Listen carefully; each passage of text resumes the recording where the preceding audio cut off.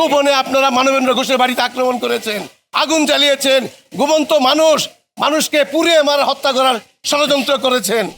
খুব কষ্ট হচ্ছে, আজকে বলতে ইচ্ছা করছে গত 15 বছরে ফেসিস্ট কায়দার যে আপনারা সন্ত্রাসী করেছেন, 24শে জুলাইয়ের গণ অভ্যুত্থানের মাধ্যমে তা প্রমাণ করেছে মানুষ।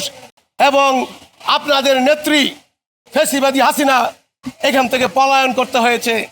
প্রিয় বন্ধুরা, যারা আপনারা এখনো সেই ফেসিস্টের কাজকর্মকে অনুসরণ করে যাচ্ছেন, যারা আপনারা দোষর, তাদেরকে বলতে চাই, ঘাসের আড়াল থেকে যুদ্ধ করবেন না। ঘাসের আড়াল থেকে যারা যুদ্ধ করে, যারা মানুষের ক্ষতি করে, তারা কাপুরুষ। আপনাদের নেতৃবৃন্দকে আমরা গত 15 বছর শুনেছি, আসেন যুদ্ধ হবে, লড়াই হবে, খেলা হবে।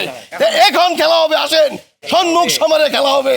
5ই জুলাই গণ অভ্যুত্থানের মাধ্যমে ছাত্র জনতা বুঝিয়ে দিয়েছে এই বাংলাদেশে ফেসিবাদের ঠাঁই নেই, জায়গা নেই। তাই খুব কষ্ট হচ্ছে, আমরা যারা গত 15 বছর তাদের বিরুদ্ধে কথা বলেছি, যারা আমরা গণ অভ্যুত্থানের সরাসরি সংযোগ বা সরাসরি অংশগ্রহণ করেছি, তাদেরকে আপনারা হুমকি দিয়েছেন, মেরে ফেলার লিস্ট করেছেন, চাকরিচ্যুত করা হবে এরকম বলেছেন।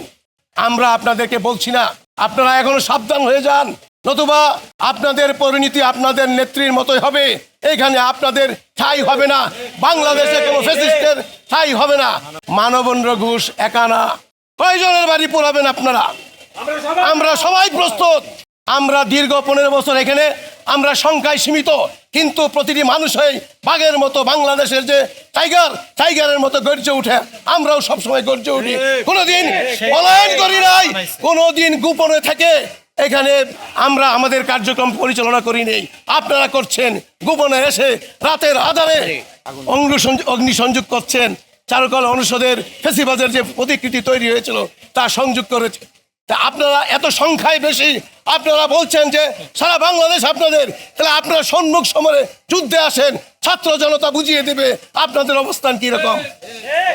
গোপনে আপনারা মানবেন্দ্র ঘোষের বাড়িতে আক্রমণ করেছেন, আগুন জ্বালিয়েছেন, ঘুমন্ত মানুষকে পুড়িয়ে মারা হত্যা করার ষড়যন্ত্র করেছেন।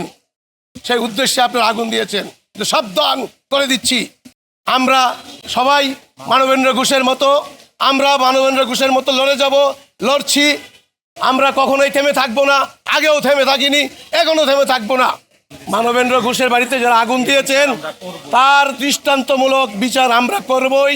বর্তমান সরকারের কাছে আহ্বান জানাচ্ছি যে ছেলেটি চারুকলা অনুষদে ফ্যাসিস্টের মুখে আগুন দিয়েছিল, তাকে অচিরে গ্রেপ্তার করে দৃষ্টান্তমূলক শাস্তি দেওয়া হোক, এবং মানবেন্দ্র ঘোষের বাড়িতে যারা আগুন দিয়েছে তাদের বিরুদ্ধেও তাদের অ্যারেস্ট করে এবং তাদের ধরে এনে দৃষ্টান্তমূলক শাস্তি দিলে সারা বাংলাদেশে ফ্যাসিস্ট কার্যক্রম স্তব্ধ হয়ে যাবে।